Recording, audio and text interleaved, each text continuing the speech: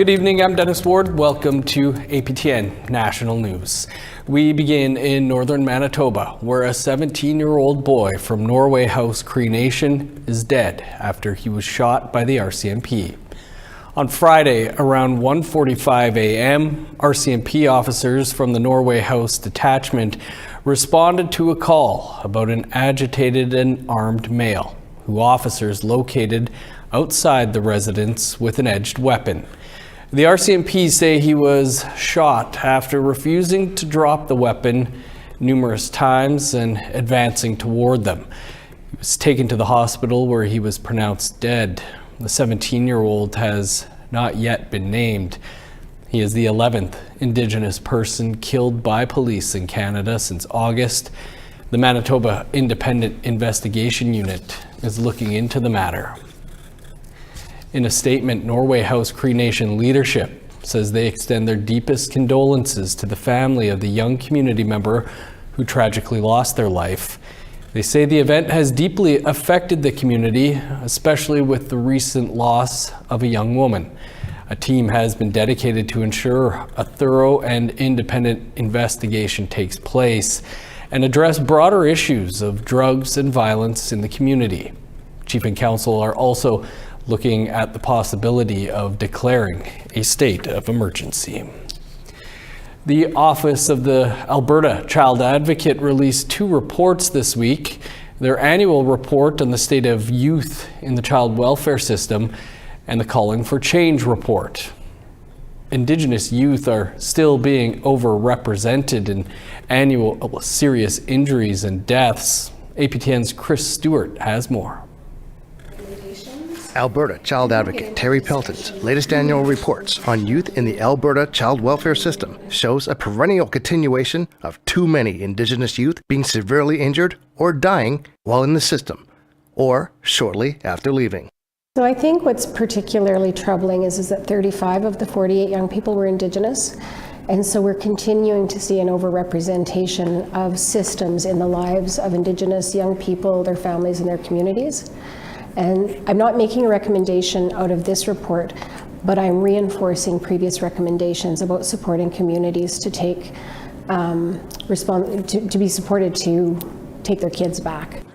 17 of 33 youth who died aged out of the system. Pelton says the province needs to keep helping youth beyond the current age of 22 to reduce these numbers from youth aging out of the system. She says many don't have the supports youth with family supports have. If they come home at 26 and they were evicted or lost their job, we're a safety net for them. Young people who are in the permanent care of the government don't necessarily have those family connections, which then speaks back to the importance for Indigenous young people particularly to be connected. And I've heard about some nations that are serving their young people to 26. And so if nations can start making those changes, government surely can. According to Pelton's report, of the total 48 youth killed or seriously injured, 26 of them, over half, had the same problems. Most of the young people in this report struggled with either mental health or substance use, or unfortunately both. And so our office has done a number of reports on the increasing deaths related to opioids and substance use. And I think the next step, because I've seen government make some positive moves towards like this virtual opioid dependency program. They're doing a lot of work to increase supports. I would just like to see more targeted supports for young people. APTN asked how the Alberta government has done on her past recommendations. A number of them are at ongoing states of progress, significant or some progress. Some have been met. I did see some good work involved with like this youth suicide strategy that was implemented, and so now I would like to see some follow-up on that. But I'm feeling positive about what's going on for the most part. We will have community reaction to this story in the coming days. Chris Stewart, APTN National News, Edmonton. Femicides surged in Quebec in 2020, taking the lives of 23 women that year. One of them was the murder of an Inuk woman, Mary Savchuk, in 2020. Her killer has yet to be sentenced because of delays in producing a Gladio report. Her case is an example of delays in Nunavut's justice system in northern Quebec. APTN's Savannah Craig looks into what's contributing to those delays. Mary Savchuk, a 37-year-old Inuk woman, was killed by her partner in Saluit, Nunavut on November 1st, 2020. Mary was a really well-loved, well-respected member of her community in Saluit. She volunteered at the women's shelter in Saluit. Laura Aguirre is the project coordinator of the Montreal-based organization Ishkwe. It has been supporting Savchuk's family through the murder trial. Ishkwe supports families and missing and murdered Indigenous women and girls. Unfortunately and very tragically, Mary was murdered on November 1st, 2020, in the context of intimate partner violence. Her murderer, Pelusi Usuyatuk, received a second-degree murder sentence earlier this month. It normally means a 25-year sentence, but that length and when he can see a parole board have yet to be determined. That will happen at his next hearing on December 11th. I would say that 4 years is quite a drawn-out legal process. And I think that there's two pieces. I think we see this often in cases of missing and murdered Indigenous women, girls, trans, and Two-Spirit people, but also the justice system in Nunavut, in northern Quebec. It has extremely long delays. A contributing factor to that is the shortage of Gladue writers. They are responsible for writing Gladue reports, which recognize the impacts of colonialism and intergenerational trauma when sentencing perpetrators who are Indigenous. Gladue writer Lynn St. Louis says it can be a lengthy process. So altogether, it can take like a good, let's say, 35 hours. The Gladue report in Savchuk's case was first ordered by the court on December 14th, 2023. And returned to the courts on October 28, 2024, more than 10 months after it was ordered. One of the problem is recruiting Gladue writers, right? So I've been saying for, I think, 3 years that I'm done and I'm not going to do it anymore, but I still help because, there's a lack of writers. APTN reached out to Makiavik, the legal representative of Inuit in Quebec. It did not respond to our multiple requests for comment. You have this event that is extremely traumatic for families. Someone is murdered, someone has disappeared, sometimes a combination of both. And then because of our legal system and just the way it's not set up to support victims and their families, to protect victims and their families, as a result, yes, these failings are super common and then result in further traumatization for families. Despite the delays in sentencing for Savchuk's murder, Ishkwe has kept her memory alive by calling for Instagram followers to leave candy out in her honor. That's because Halloween was Savchuk's favorite holiday. Savannah Craig, APTN National News, Montreal.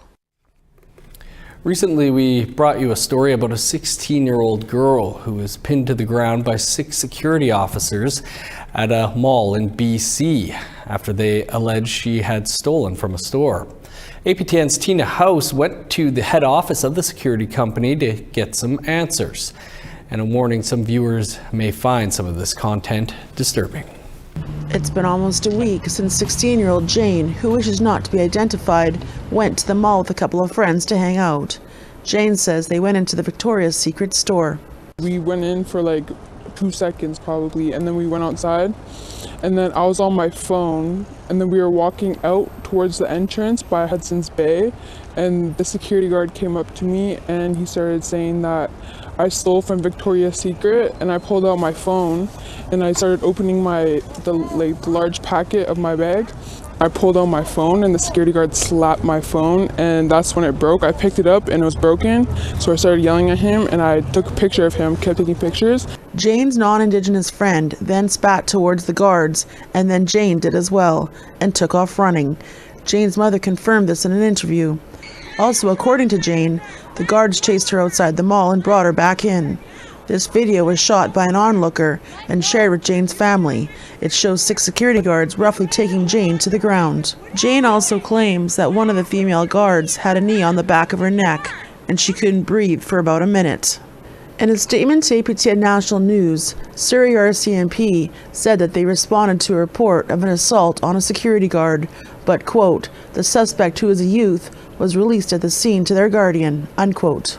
The guards are employed by Paladin Security. We made several attempts to contact them through phone and email. We didn't get a response, so we went to their office. At first, a staff member said someone would speak to us, but that didn't happen. Instead, this week, Paladin Security emailed a statement. It reads in part, we are transparently working with Surrey Police on the events leading up to what is seen in the video and are conducting an internal investigation to ensure the response of our team aligns with our procedural expectations and training standards. As this is an active police investigation, we will have no further comment.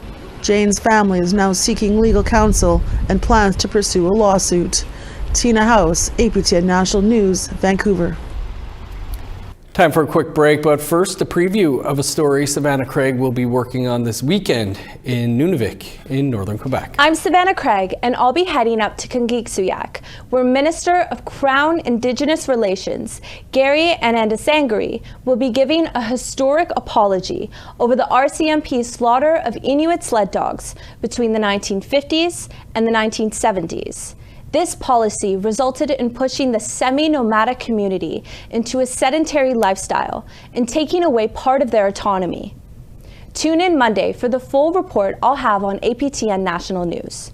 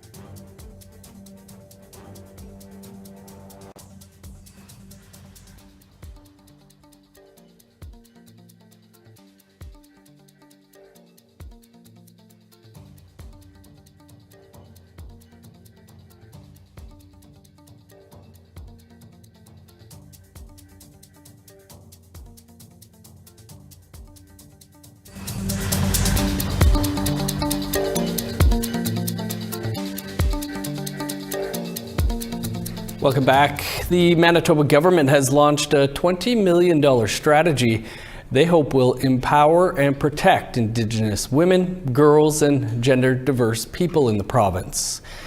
The strategy is called Mino Awayag, Ikwayag, meaning all women doing well. Over 4 years, it will address the crisis of MMIWG2S in Manitoba, with a focus on short-term actions that lead to long-term solutions. The strategy includes 10 pillars, including housing, education, health services, and matriarchal leadership. The $20 million in funding includes a $15 million endowment fund to support MMIWG2S families, as well as several initiatives in urban and Indigenous communities. Families Minister Nahani Fontaine discussed what action can be expected soon. We've already started rolling out some of the strategy, and as the special advisor said, in the very near future, we're going to be unveiling and rolling out other aspects of Minuwayak Ikwayak, which again, not to give anything away, but is about transitional housing, a 24/7 safe space. We're going to be looking at substantial investments in addictions for Indigenous women, girls, and Two-Spirited. We're looking at a variety of different things that are well underway and well in works right now with a variety of stakeholders. And like I said, very soon, all of that will be rolling out. A project that pairs new immigrants with Indigenous peoples made a recent stop in Winnipeg at the Canadian Museum for Human Rights. The goal is to help each participant understand each other's complex history and how they move forward together sharing the land. With more, here's T.R. Wheatley. لشعوب الإنشنابي الكري النسنيو Dakota والميتي. A land acknowledgement done in Arabic. It is Azadine Hawamda's personal effort toward reconciliation. He came to Canada in 2006, before the days of the TRC, as a Palestinian refugee. We were told a certain narrative of this country, very wrong, very problematic, filled with stereotypes and negative narratives of Indigenous communities. And I've embarked on this journey of learning the true history of this land. Hawamda is one of a dozen participants in a project called Where We Stand, Two Hearts, One Land. It pairs a first-generation immigrant with an Indigenous person, focusing on the land they share. Cyrus Sunder Singh is the creative producer. He said the idea came to be during the COVID pandemic as a way to bring people together. What came first was, what if? A broad question he put to hundreds of people from coast to coast to coast. Elders, chiefs, leaders, mothers, fathers, soccer coaches. And then when I sat down after that month of consultations, the first thing to drop on that paper was the title, Where We Stand. Because they all talked about land as tied to identity and the shifting nature of land. Aaron McKay of Rolling River First Nation in Manitoba shares this song gifted to him in a sweat lodge. He and Hawamda spent nearly a year getting to know one another. It's definitely enhanced my life. It's opened my eyes to a new perspective of home, identity, and the identity of others.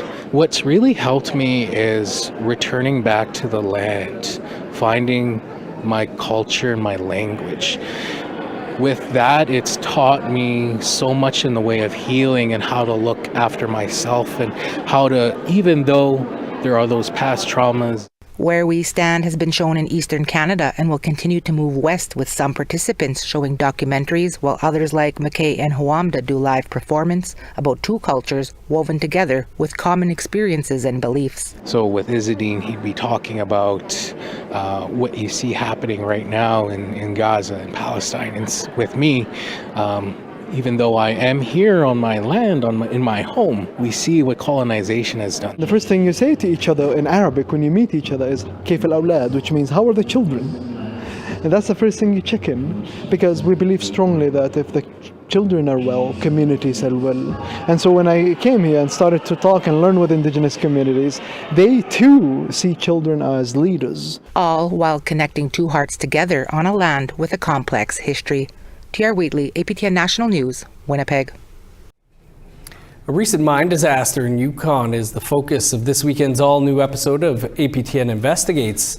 We'll speak with the journalist behind the documentary after the break.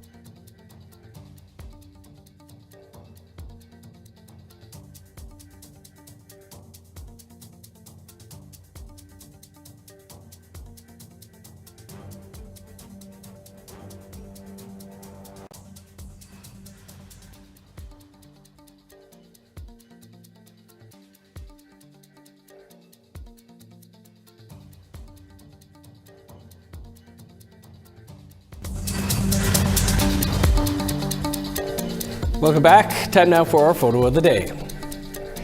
And looks like a stunning morning in Old Crow, located in northern Yukon. This was captured and shared with us by Vicky Josie. Thanks for thinking of us. We hope you had a great day, Vicky. If you're out and about this weekend, you can think of us and send us a picture to share at aptn.ca, and tune in next week to see if you're our next photo of the day. Now let's take a look at tomorrow's weather forecast. Starting on the East Coast, showers in 10 for Halifax and Charlottetown. -4 in Kuujjuaq, cloudy and 1 below in Nain. 7 above and cloudy skies in Montreal, -3 with snow for Val-d'Or. 6 and snow in Sault Ste. Marie, 0 with flurries in North Bay. Cloudy and +1 in Thunder Bay, snow and -3 in Sioux Lookout. -5 with snow in God's Lake, 8 below in the Paw. -6 in Winnipeg, -9 in Dauphin. 10 below with flurries in Regina, Saskatoon, and North Battleford. -10 with snow in Meadow Lake, 11 below and snow in Buffalo Narrows. Lots of the white stuff in northern Alberta, 23 below in High Level, -12 in Fort Chipewyan. Snow in Edmonton at -10, flurries and 9 below in Lethbridge. Rain in Vancouver with a high of 11, snow and 2 above in Kamloops. -8 with flurries in Prince George, sunny and -19 in Dease Lake. 15 below in Old Crow, -28 in Dawson. -25 in Yellowknife, 22 below in Norman Wells. Snow and -19 in Sax Harbor, 22 below in Colville Lake. -22 and snow in Whale Cove, Arviette, and Cambridge Bay. -20 with snow in Resolute, 18 below and snow in Joe Haven.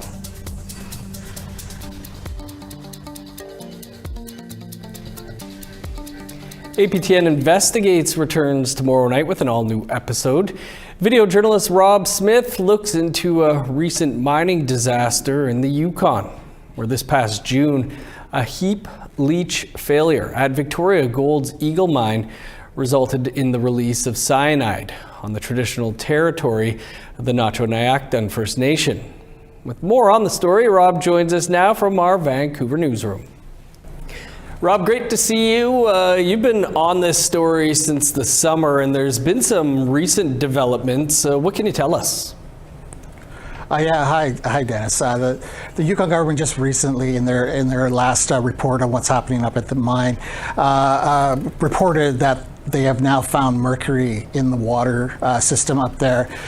They go on to say that there's no immediate threat to human consumption downstream. There's no health threats immediately, but they still insist that people around the area don't eat the fish.